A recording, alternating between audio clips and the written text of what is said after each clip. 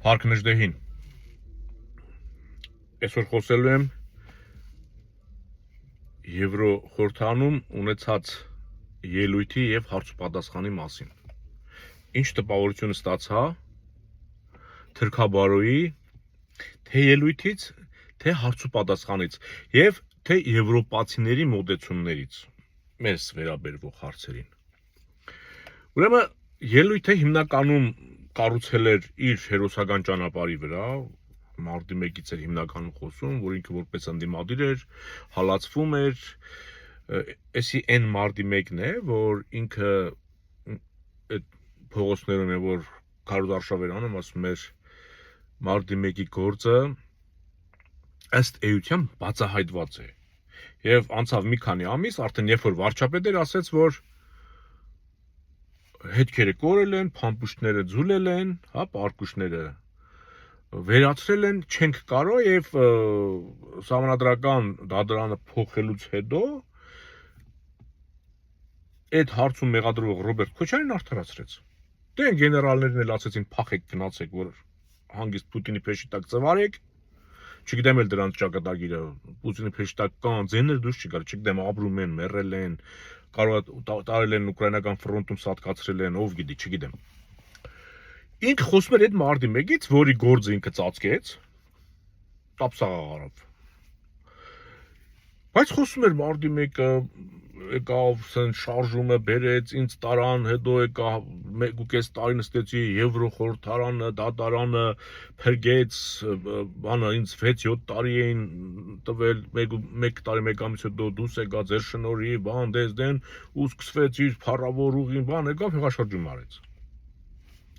Խոսեց ընտրակեղծարարությունից, որ նախկինները ամեն ընտրություն նախորդ արդեն պլանավորված նախապատրաստվում էին էս այնան, հասկացանք։ Դու էլ այդ խաղը մասեր, դու որ դառնում ես ընդդիմադիր պատգամավոր, առանց Պուտինի համաձայնության, առանց Սերժ Սարգսյանի, Ռոբերտ Քոչարյանի թույլտվության, դու ընդդիմադիր պատգամավոր, որովհետև եթե դա նկարովի է, եթե դու ասում ես դա նախորդ նշмарվում էր, որոշվում էր, ու դու նախորդ այդ որոշած խորհրդարանում ընդդիմադիր էիր, տղա, դու ինքդ քեզ արդեն չնայած իրականությունն ես ասում, դու ուրեմն դու ոչ ճիշտ դու զարտուղի ճանապարհներով ես, այսինքն դու ինչ որ մեկի կամքով ես հայտնվել, ոչ թե ժողովրդի այդ խորհրդանում, որովհետև ըստ քեզ այդ խորհրդարանը ձևավորվում էր բացառապես բանընտրակաշառքի կոռուպցիայի կամ չգիտեմ իշխանության կարծիքով։ Դու այդտեղ քեզ հակասեցիր։ Եկավ 18 թվին ինքը հեղափոխություն արեց, հետո պատերազմի ժամանակ պարտվեց, սկսվեց քաղաքական ճգնաժամ, ինքը որոշեց ժողովրդի քվեն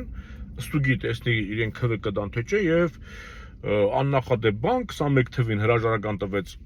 բան արեց, ընտրություն նորից բան արեցին, վերընտրություն նշանակեցին, նորից ինքը ճնշող մեծամասնությամբ մտավ խորհրդարան։ Հələ տեսեք։ Ու չի ասում է, որ այդ ընտրության ժամանակ այդ խորհրդարանի գրեթե 1/4-1/3-ը այն նախկիններն են մտել,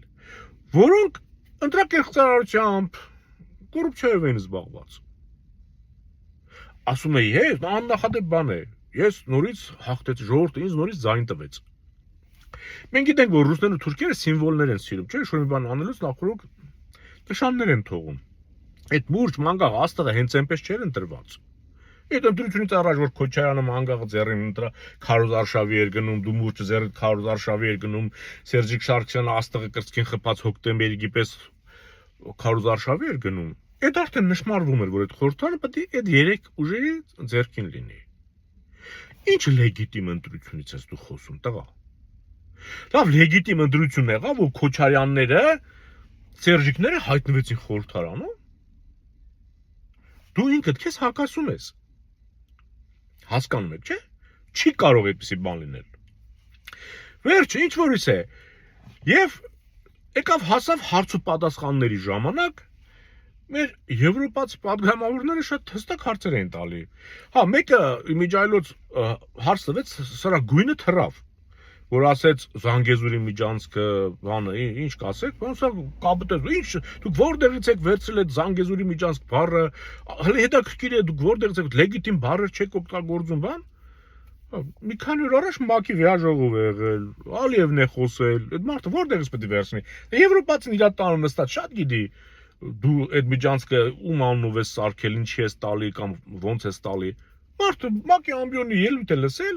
Զանգեզուր արտահայտություն է լսել միջանցք, քեզ հարցնում է։ Փոխանակ դու Ալիևի վրա վրդովես, այս մարդու վրա ես վրդովում, լեգիտիմ բառապաշար օգտագործեք, այդպես բան չկա, այդ բանա ուղիները ոնց Ադրբեջանը պետք է բացվեն այդ ուղիներն, ասում են ադրբեջանցիք Հայաստանով անցնեն, հայերն էլ Ադրբեջանով։ Այնտեղ Ալիևն ասում է մենք պետք է հայ երես չտեսնենք։ Սա ասում են մենք պետք է Ադրբեջանով անցնենք։ Հələ պատկերացրեք, ասենք Թուրքի բիճ։ Էլ եմ ասում, այդ ելույթները, այդ ամեն ինչը ինքը որ խոսում էր, ասենք որ ադրբեջանցին Հայաստանի մասին խոսեր։ Այդ ելույթները գրվում է իրեն տրվում է։ Այն մի պատգամավորն ասում է, հարցնում է. Արցախից բռնի տեղահանվածների ճակատագրիրը ոնց պետք է լինի, նրանց ապրուստը, եւ երկրորդ հարց ասում է. պատմամշակութային հուշարձանների վիճակը, կարգավիճակը ինչ պետք է լինի։ Սա միանգամից ատոմային ռումբ գցեց Արցախի վրա։ Ասում է Արցախից եկած հայերը պետք է տնավորվեն Հայաստանում։ Այն Ալմատի հռչակագրով մենք վերցնենք, որ Հայաստանը սա է։ Ինքը գնացել է խորհրդային միության, ասում Ալմատի հռչակագրով պայմանավորել, որ խորհրդային միության վարչական շրջանները դառնում են սահմաններ։ Ինքը գնացել է այնտեղ ոչ միջազգային փաստաթղթին հիմք տալով, որ սա միջազգային փաստաթուղթ է։ Ու ասում է, մեր սահմանադրությունը պետք է հարմարեցնենք դրան։ Եթե մենք տանենք խորհրդարան ու սահմանադրությունը սահմանադրական դատարան ասեն, որ չէ, դա հակասում է, մենք սահմանադրությունը պետք է փոխենք։ Այսինքն ամեն կերպ հարմարվել Ադրբեջանի պահանջին։ Հիմի հարցը տալիս է, ասում է, այդ բան Արցախից եկած մարդիկ ասում պետք է ու խնդրում են Եվրոպային։ Ասում է դուք էլ մեզ ֆինանսապես օգնեք, տներ, բաներ առնենք կամ սարքենք, Արցախի հայերը մնան Հայաստանում, ստանան Հայաստանի քաղաքացիություն, այսինքն այդքան ժամանակ իրենք եղել են Ադրբեջանի քաղաքացի, ըստ իրեն։ Հասկանում եք, չէ՞։ Արցախը հայ ունի Հայաստանի Հանրապետության քաղաքացիություն։ Ինքը Արցախից Հայաստանից դուրս է եկել, գնացել է Ռուսաստան, Ամերիկա որպես Հայաստանի քաղաքացի։ Ստեփանակերտի քաղաքացի։ Ասում եմ, մեզ փողով օգնեք, այդ մարդկանց տներ առնենք։ Ալիևի հանցանքը տանում դնում է Եվրոխորհրդանի վզին։ Չնայած ձեզ կողմ չեմ, որ Ալիևին ասեն բան փող տուն սարքենք արցախցիներին, որ հետ չգնան։ Մենք Ալիևի վզին ուրիշ բան ենք դնելու։ Մենք Ալիևի վզին ցեղասպանություն ենք դնելու իրական, որ տեղի է ունեցել։ Այն որ ինքը հիմա այդ էթնիկ զտուկը մեր վզին է դնում ու Նիկոլը կուլ է տալիս։ Այդ պետք է դնենք Ալիևի վզին ու Նիկոլի վզին, ու իրենք պետք է միջազգային դատարանում երկուսով էլ դատվեն ու պատասխան տան։ Ալիևի վզին դա դնելու ենք մենք։ Ալիևի վիզը չի խուսափելու։ Եթե խուսափեց վրիժառույթ գնդակի ճամփ են անգնելու ինքը։ Գնդակն ու Ալիևի ճակատը ու Նիկոլի ճակատը համընկնելու են։ Այդ գնդակը հենց դուրս եկավ, ճամփին հանդիպել է Ալիևի ճակատին ու Նիկոլի ճակատին։ Ու էլ Նիկոլականների ճակատի։ Ինքը Եվրոպային ասում է փողով օգնեք արցախցիների, ղարաբաղցիներին տուն սարքենք Հայաստանից չգնան։ Այսինքն Արցախի վրա ռումբ է գցել ու ինքը չպատասխանեց պատմամշակութային հուշարձանների մասին։ Դրանց պահպանության մասին, այն որ Ալիևը հնարավորինս եկեղեցիներ է քանդում, մսկիթներ է սարքում, ասում է ստեղից 6-7 մսկիթ է անեդացել, մսկիթ չի եղել։ Խաչերը քերում է եկեղեցիների, ասում է սա բան աղվանականն է, ալբանականն է, չգիտեմ ինչականն է, ձերը չի։ Մարդ ինտենսիվ այնտեղ ամայացնում է հայկականությունը, վերացնում է։ Նիկոլն էլ այստեղ միանգամից ասում է, այն 300,000-ին ինքը պետք է ընդունի, գիտեք։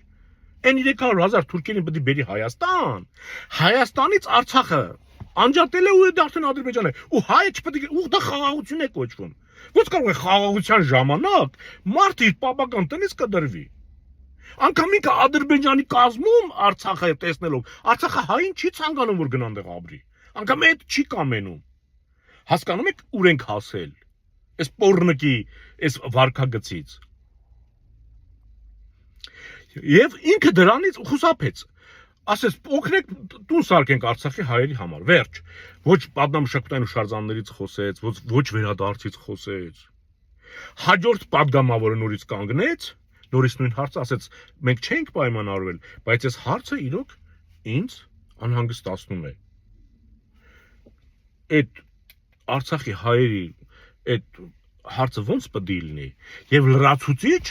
ինքը նաեւ դատական համակարգից բողոքեց այդ եվրոպացի падգամավորը տեղյակ էր որ Հայաստանում դատավորները վճիռը կայացնում են Նիկոլի կամքով դրանից էլ խուսափեց չպատասխանեց Հիմա հասկանում եք, չէ, այնտեղ ինքն ասում է, այսպեսի մի դրվագել ասեց, մենք Հայաստանի խորհրդարանում գործընթաց ենք սկսել Եվրամիության անդամ դառնալու։ Բայց մենք գիտենք, որ պետք է համապատասխանենք այդ չափորոշիչների բան վերջ այդ գործընթացը, չգիտեմ, կանգնել է, թե դանդաղել է, մենք ուզում ենք հասնենք դրան, որ Եվրոպան նոր ընդունի, չի ընդունի, կարևորը մենք լինենք եվրոպական ստանդարտների պետություն։ Էդի այն քննարկումն է, որ Լավրովն եկավ ասավ Գյադերքես ինչ եք անում, ասեց, «Ադե խաղում են, էլի մենք հապկի անդամ ենք, մենք ոչ մի Եվրոպա են Արզումանյանն, չէ, Արաբատա, Արագացա, որ Լավրովն եկավ էս վերջի գալուց, ասավ, «Էս ինչ քննարկումներ խորհրդարան մտցրել, Եվրոպայի գնում, Եվրամիություն է գնում», բան ասեց, «Ադե բերել են, խոսում են, մենք հապկի անդամ ենք, հապկի անդամ էլ մնալու ենք»։ Գնում է Եվրոխորհուրդ ասում, մենք ուզում ենք գանք Եվրոպա, գնում են Ռուսաստան Դե Հայաստանն էլ է, ռուսական տարածք է, Երևանում է Լավրով գալիս իր տաններ են զգում, ասում է ցավը տան դեմ է, խոսում ենք էլի, խաղում ենք էլի։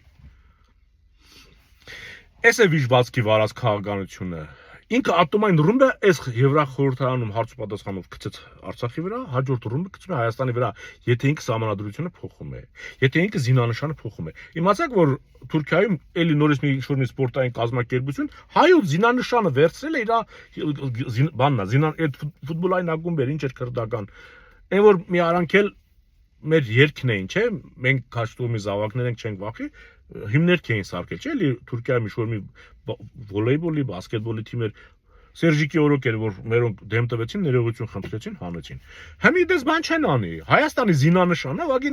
ներսը կանաչով ներկայացնում, նոյան տապանը կա, այն կա, այդ կենտրոնական վահանը մեծացրել են, այն արխայական տները փոքրացրել են, բայց զգացվում է, որ դա հայոց զինանշանն է։ Յուրացնում են։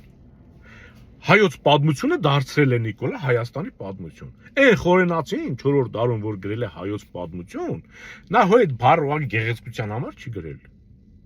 Հայկական տարբեր պետություններ են եղել, տարբեր ժամանակ, տարբեր անուններով։ Հասկանում եք, սկզբից մինչև վերջ Հայաստան չի կոչվել մեր պատմությունը։ Հայ ժողովուրդ է ապրել, բայց աննը Հայաստան չի եղել, Արատա է եղել, Նայրի է եղել, Բիայնա է եղել, հասկանում եք, Ուրարտուել են ասել,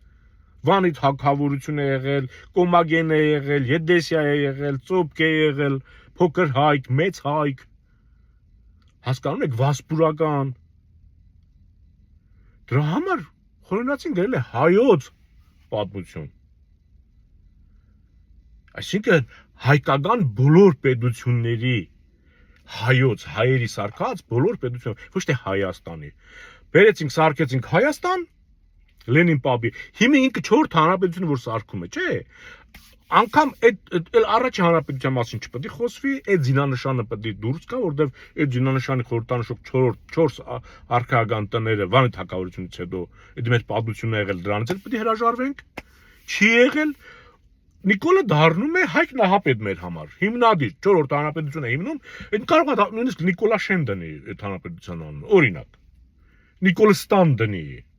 Ու ինքը բանան էլի, որ ինքը ծնեց մի նոր ժողովուրդ, մի նոր պատմություն, բան, նիկոլականներով, սենց։ Արա դու չես վայելելու այդ քո ապուշությունները։ Դու էլ չգիտես քո գլխի գալիքը։ Աշխարհն է քեզ ճանաչում արդեն։ Այ վիժվածք։ Ժողովուրդ, տեր կանգնեք բոլոր խորհրդանիշերին, զինանշան կլինի, հիմներ կլինի, մեր սահմանադրությունը կլինի, որքան էլ ինձ համար զինանշանն էլ է թերի։ Հզոր զինանշան է, բայց այնտեղ բան կա պակաս է, ոչ թե թերի է, պակաս է։ Վանի թագավորության մասին չկա, այնց չկա, ինչ չկա, պետք է մտցրվի, եթե բայց դա պետք է փոխի ազգայինը, ով որ ազգային կկերտի այդ ամեն ինչը։ Այսինքն զինանշանը ավելի կհզորացնի, պատմության առարգան ավելի կհզորացնի,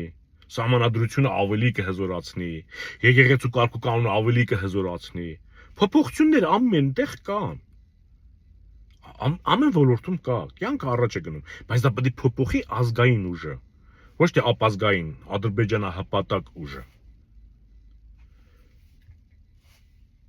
Ճիշտ դատեք։ Նիկոլա դա ատոմային ռումբ է են Էրդողանի ու են